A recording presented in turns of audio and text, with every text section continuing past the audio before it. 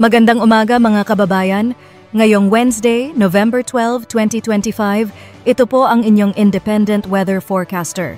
Hatid ang pinakabagong ulat mula sa Pag-asa hinggil sa Bagyong Uwan, na ngayon ay nananatiling malakas bilang severe tropical storm habang dahan-dahang kumikilos pahilagang silangan sa karagatang timog ng Taiwan.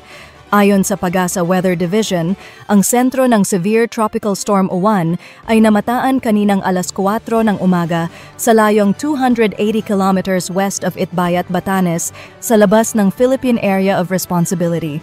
Taglay nito ang pinakamalakas na hangin na 95 kilometers per hour malapit sa gitna at pagbugso na umaabot hanggang 115 kilometers per hour.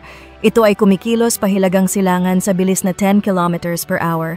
Ang lakas ng hangin ng bagyo ay umaabot hanggang 350 kilometers mula sa sentro.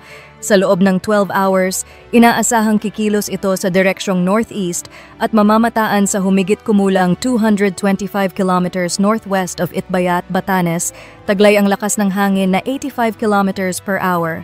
Patuloy ang Pag-asa sa pagbibigay babala sa mga lugar sa ilalim ng Signal Number 1, kabilang ang Batanes, Babuyan Islands at ang northwestern part ng Ilocos Norte. Posible pa rin ang malalakas na bugso ng hangin at ang mga pagalon na maaaring umabot ng 5 meters sa karagatang nakapaligid sa Batanes at 4.5 meters sa paligid ng Babuyan Islands at Ilocos Norte.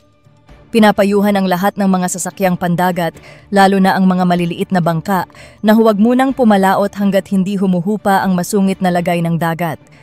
Sa kasalukuyan, inaasahang muling papasok sa Philippine Area of Responsibility si Uwan ngayong umaga o hapon at tatama sa southern portion ng Taiwan mamayang hapon o gabi. Pagkaraan nito, unti-unti itong hihina habang patuloy na kikilos papunta sa hilagang silangan at inaasahang magiging tropical storm bago ang landfall sa Taiwan.